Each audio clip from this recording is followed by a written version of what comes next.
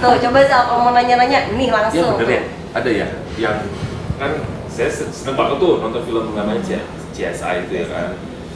Semua kayaknya timnya oke, dia bisa menghitung orang mati beberapa lama, terus dia bisa sidik jari segala macam lah, DNA segala macam. DNA, Pokoknya keren banget deh. Di sini ada ya dok ya? Ya sebetulnya DVI namanya. DVI ya, Disaster Victim Identification ini sebetulnya sudah terpusat dari internasional, kemudian nasional sampai regional. Jadi kita berpusat kepada Interpol di internasional polisi. Polisi internasional. Ini khusus untuk identifikasi korban-korban bencana, ya, korban bencana massal yang khusus untuk identifikasi korban yang sudah meninggalnya. Gitu. Jadi kayak kecelakaan pesawat gitu ya? Pesawat. Bunuh diri kayak kemarin. Kalau bunuh diri, kalau sifatnya massal, ya, Oh. tapi kalau bukan massal, bukan, bukan apa namanya skupnya DVI. Gitu. Waktu kejadian Sukhoi kemarin, ya Nah, kan? pesawat. Terus yang pesawat yang jatuh itu juga gitu ya? Iya, kalau jadi DVI itu menangani korban-korban yang akibat bencana massal. Jadi kan kalau untuk DVI sendiri dia kerjanya itu ada tahapan-tahapannya ya, ada fase-fasenya. Nah, yang pertama itu fase di TKP. Di TKP itu namanya bencana ya, massal kejadiannya. Dan di situ di TKP kejadian bencananya itu kita ada satu tim yang tergabung juga di situ ya, ada dokternya juga, ada tim SAR-nya juga. Nah, di situ mengidentifikasi juga mana yang ada korban yang masih hidup Dan mati dulu ya? yang sudah meninggal. Nah, nanti untuk menangani yang hidup ada lagi timnya, ada tim bantuan medisnya juga di situ. Hidup, yang hidup ditangani, kemudian yang meninggal jangan diapa-apain, ya jangan diapa-apain supaya nanti lebih mempermudah untuk identifikasinya gitu. Nah, nanti setelah selesai mengevakuasi yang hidup, kemudian tim DVI yang turun untuk menangani yang sudah meninggalnya. Gitu. Gimana cara identifikasi kalau mayatnya udah ada? Nah, iya memang biasanya terdapat berbagai kendala juga ya di situ ya. Nah, kalau sudah hancur, biasanya kalau ingin memastikan ya kita melakukan rekonstruksi. Ya. Nah, Kak, ada rekonstruksi. ya ada, kamu bukan di film doang. Keren kan? Terus dong? Ya kan macam-macam ya. Jadi ada yang masih utuh, ada yang potongan-potongan gitu kan, ada yang udah hangus terbakar. Iya. Jadi ya kita dikumpulkan saja, dilakukan semacam puzzle gitu ya, semacam puzzle begitu. Nah, kemudian Cari-cari. kalau ingin pasti ya dilakukan tes DNA.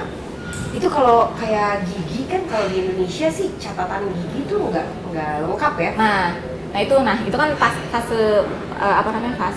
Identifikasinya. pas fase kedua ya. Iya. Jadi setelah dikumpulkan, diperiksa, nah kemudian ada lagi tim yang mengumpulkan data-data antemortem. Iya. Nah, data antemortem itu data-data yang Data-data antemortem itu data-data yang dikumpulkan sebelum orangnya meninggal. Jadi data-data yang terdahulu. Jadi misalnya kayak riwayat medis lo gitu. Nah, gitu. Jadi kayak Antemortem tuh ada artinya lagi. antemortem itu sebelum mati. Sebelum kematian. Data sebelum kematian. Ya, jadi misalnya pernah dirawat di rumah sakit mana, terus kan ada tuh misalnya catatan medis, catatan medis, atau misalnya ke dokter gigi gitu. Nah, masalahnya kan kita di sini tuh catatan-catatan itu yang kadang-kadang sulit kita dapatkan ya dok ya. Nggak rapi ya. Nggak rapi gitu. Kalau online mah gampang kan, kita tinggal minta tarik datanya segala macam gitu. Tapi ini kan enggak, bayangin ada banyak banget dokter gigi atau apa yang datanya kan nggak terkumpul jadi di satu sistem gitu yang misalnya kita cari langsung dapat. Ya, jadi kalau misalnya kita ingin mengidentifikasi yang sudah hancur, ya sebetulnya ya ada batasan juga ya. Kita lihat apa sih yang masih utuh dan untuk menentukan cara identifikasinya Dengan cara apa dengan gitu ya? cara apa, betul, gitu. betul. Ya. Itu gimana? Jadi kalau bisa secara visual saja, kalau dari fisik memungkinkan secara visual bisa ya.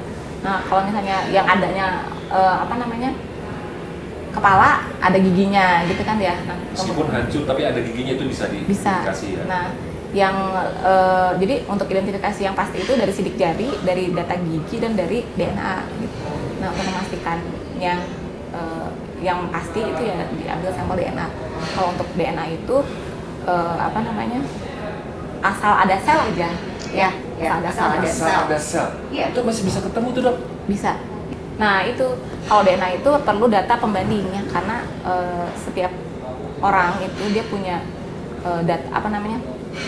DNA-nya itu sebagian dari orang Pola, tuanya, ya? berarti dari orang tuanya gitu. Iya, polanya. Setengah dari ayahnya, setengah dari ibunya. Dari ibunya. Jadi kita butuh data dari ayah, ibu.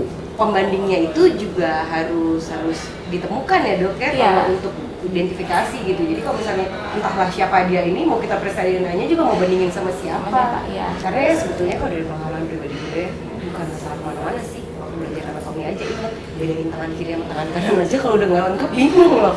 Oh gitu. Iya, kalau misalnya dia udah dalam keadaan misalnya terbakar atau apa gitu ya, Tinggal tulang, ya. tinggal tulang tergeletak, itu bedain kanan kiri aja kan belum tentu. Nah itu di dalam DVA juga ada ahli antropologi. Nah, jadi dia khusus tulang-tulangan gitu Iya. ya. Yang memahami rangka-rangka memahami rangka